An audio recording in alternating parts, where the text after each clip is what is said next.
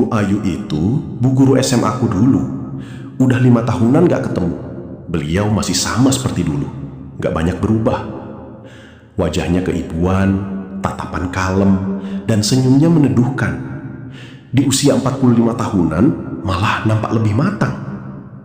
Aku tak pernah menyangka bisa ketemu lagi sama beliau.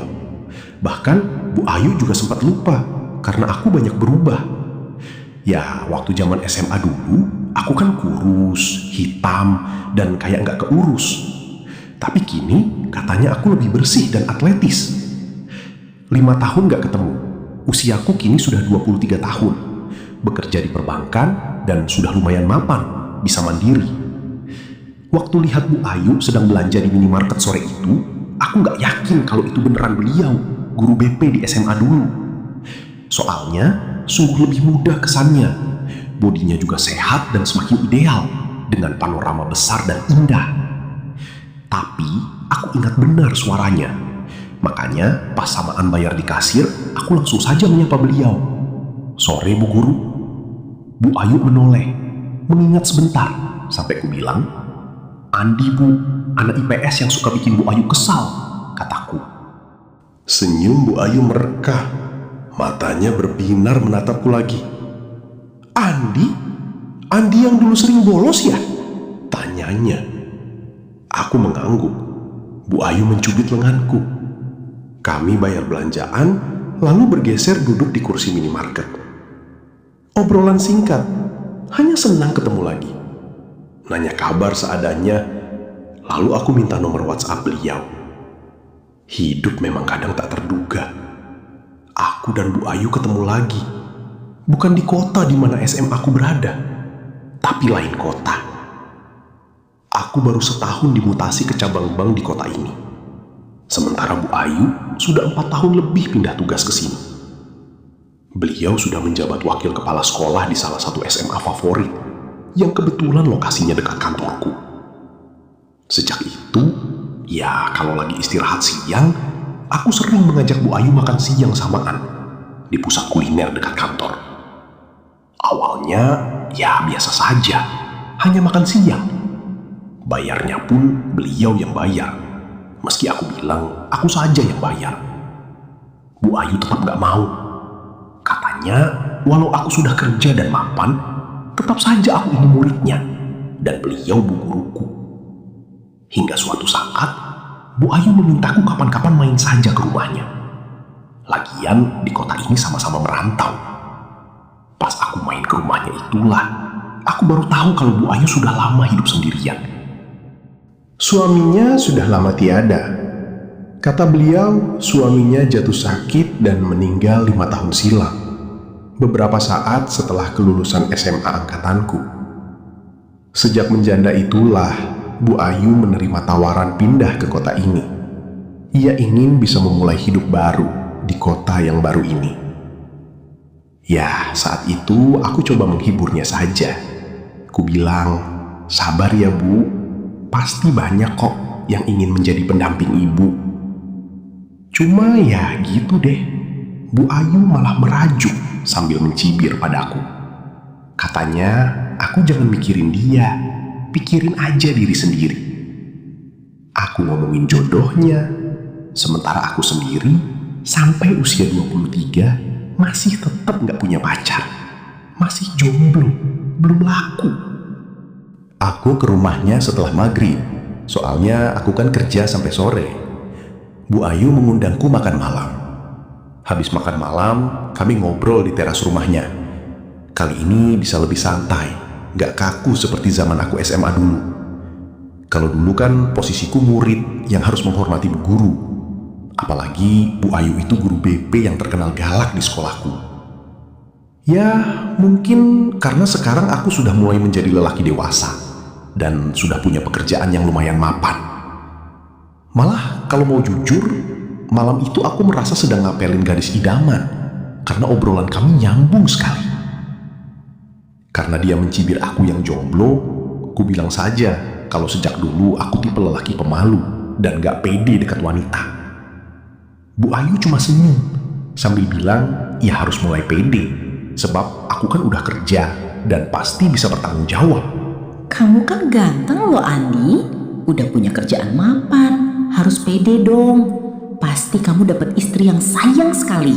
Iya sih Bu, tapi ya gimana, belum ketemu yang pas. Lagian masih enakan jomblo dulu Bu, belum kepikiran menikah. Atau kamu mungkin terlalu milih-milih Andi. Emang tipe wanita kayak apa sih yang kamu cari? Bu Ayu bertanya begitu sambil minum teh hangat. Matanya melirik ke arahku, seperti menunggu jawaban jujur dari diriku. Entah kenapa dadaku bergejolak. Ingin rasanya aku jujur bilang kalau tipe wanita idamanku adalah yang seperti dirinya. Wajahnya ayu, keibuan, cara bicara lembut dan bisa manja. Kulit putih terawat dan perawakan ideal dengan karunia besar. Ya, malam itu Bu Ayu memang tampil seperti personifikasi wanita idamanku. Gaun pendek jatuh sempurna di tubuh. Aku membalas tatapan matanya. Hanya beberapa detik sampai dia kembali bertanya tentang tipe wanita idamanku. Saya sebenarnya ingin punya istri. Kalau bisa yang seperti Bu Ayu. Maaf, saya jujur Bu. Mata Bu Ayu melebar, wajahnya bersemu merona. Aku membuang pandang, tak kalah malu dan berdebar di batinku.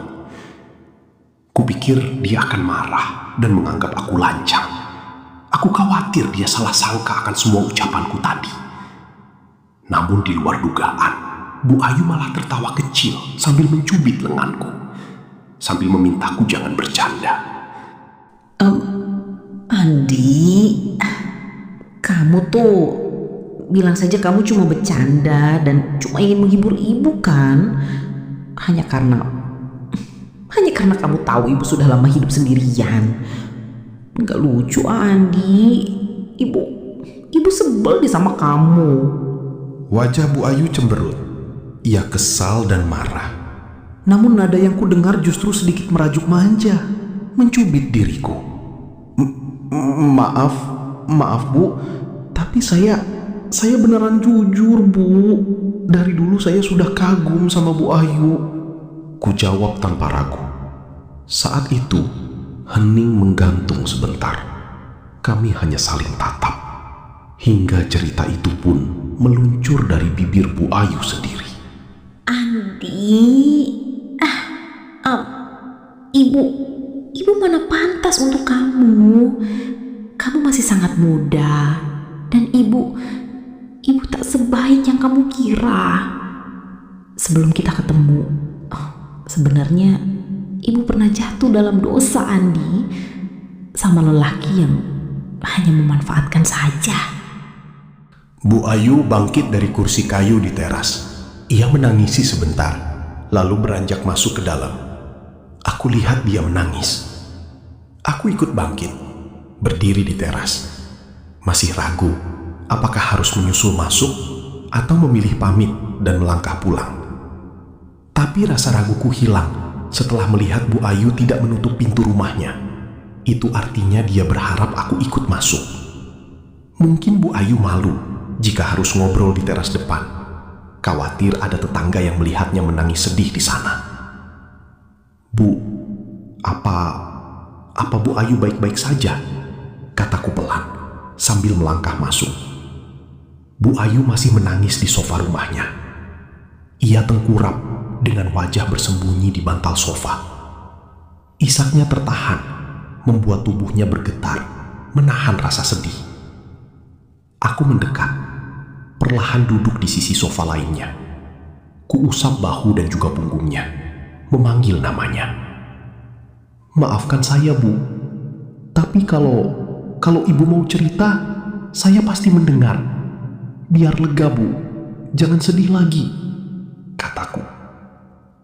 Suara Bu Ayu menjawab tanpa melihatku, dan aku mulai larut dalam cerita sedih yang akhirnya terungkap dengan jujur. Andi, ibu malu Andi. Ibu juga sedih. Ibu takut kalau kamu jujur tentang perasaanmu. Takut ibu menerimamu.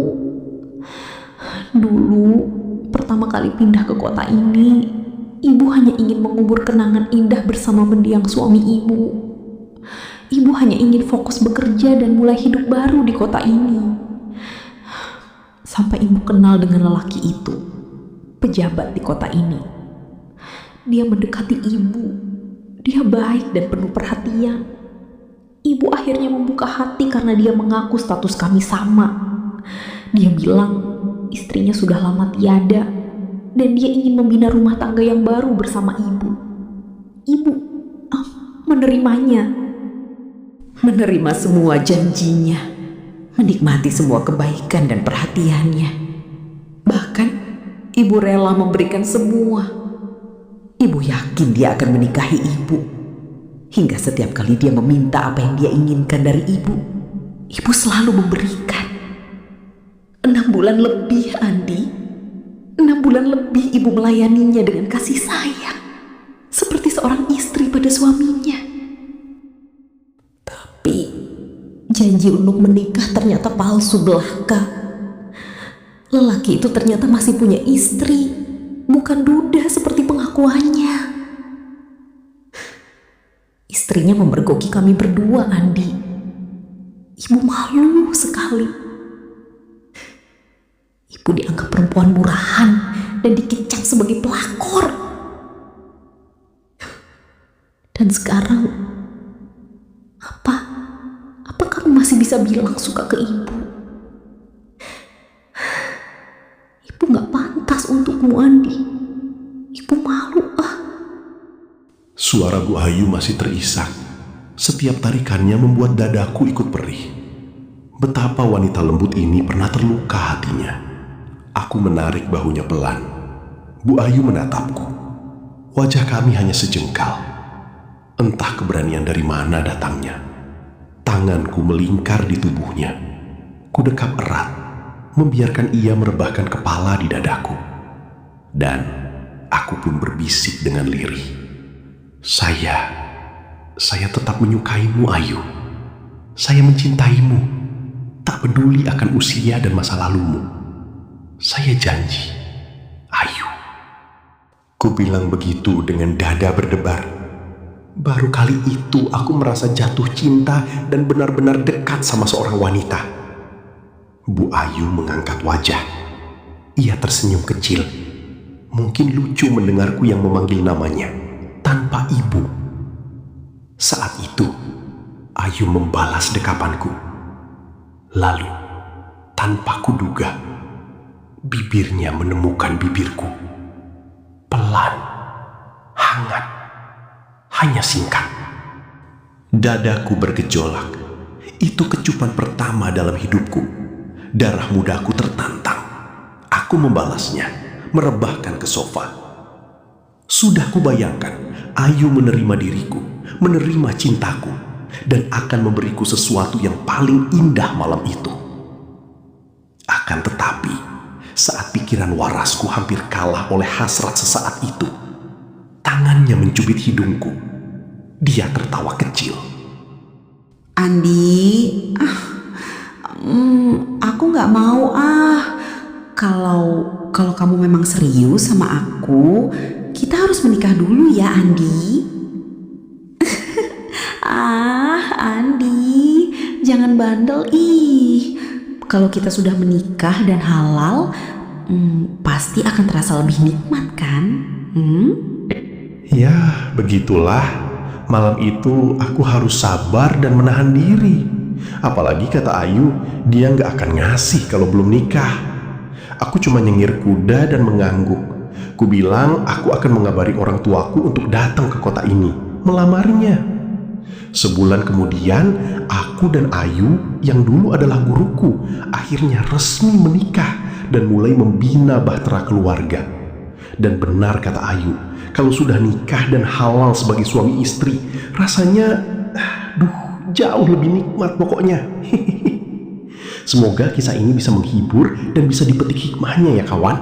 Sampai jumpa dalam kisah menarik lainnya.